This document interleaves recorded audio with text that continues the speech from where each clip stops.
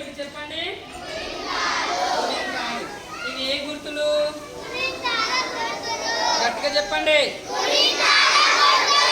గుణింతాల గుర్తులు.